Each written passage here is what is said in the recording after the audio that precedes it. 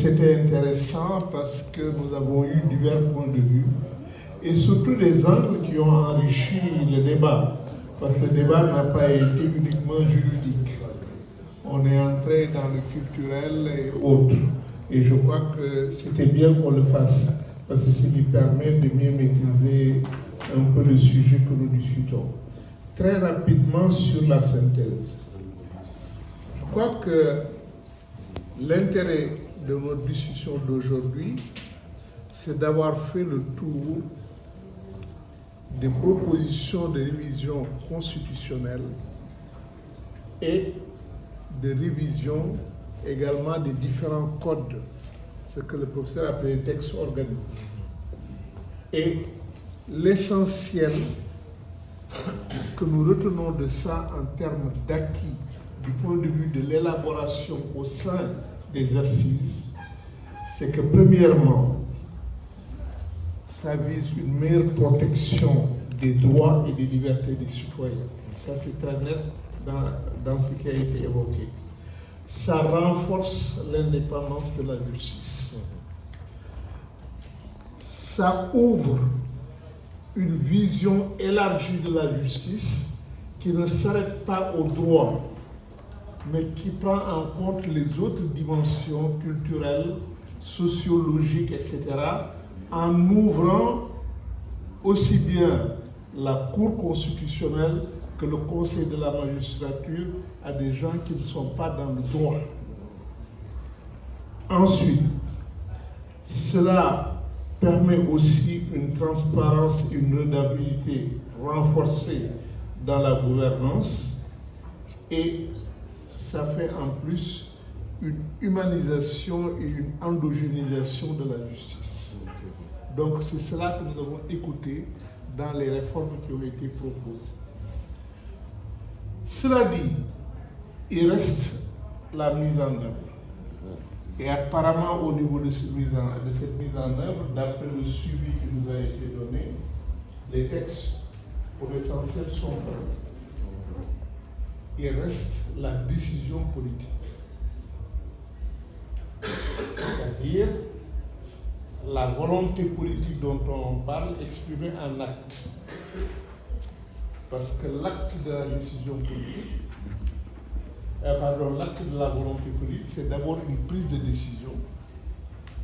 Mais c'est aussi des arbitrages budgétaires pour que la mise en œuvre soit possible. C'est les deux. Et lorsqu'on parle à chaque fois de priorité d'une politique, je dis toujours regardez le budget qui l'accompagne. Si vous regardez le budget, vous verrez quelle est la vraie priorité dedans. Qui souvent n'est pas la priorité déclarée. Ensuite, on nous dit qu'il y a des résistances par-ci et par-là.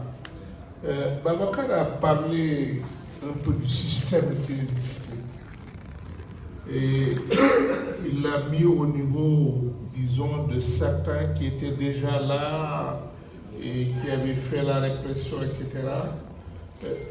Je crois qu'il nous faut, au niveau du système, voir plus largement.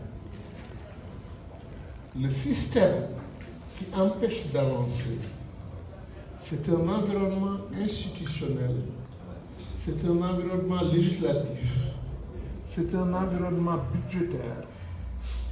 C'est ce qui détermine les intrants humains, ce qui détermine les intrants matériels en termes d'infrastructures et d'équipements. C'est le jeu sur le terrain des processus et des procédures à partir des pratiques et des cultures des acteurs. C'est l'environnement socio-culturel qui font que les normes culturelles impactent sur ce jeu-là. C'est tout cela qu'on appelle le système. Et je suis quelquefois étonné d'entendre que le système, c'est des hommes.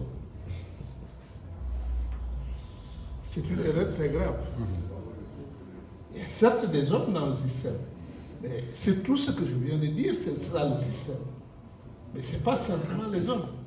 Et si vous changez les hommes ou vous laissez le reste, vous aurez exactement les mêmes problèmes.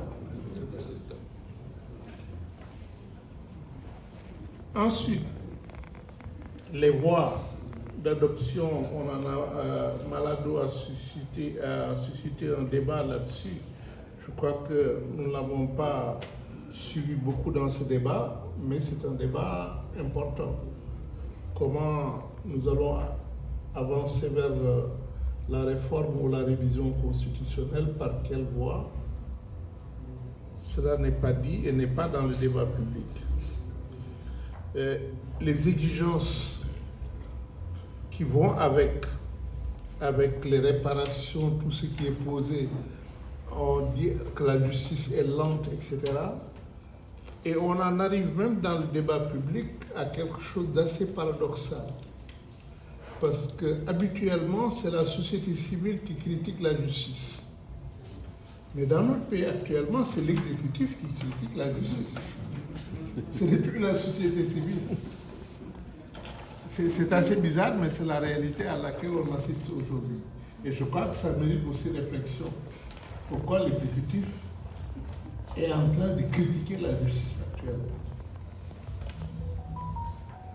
Et est-ce que ce que nous avons toujours souhaité, l'indépendance de la justice par rapport à l'exécutif, n'est pas en train de se faire dans ce qu'on observe actuellement sur la scène politique nationale?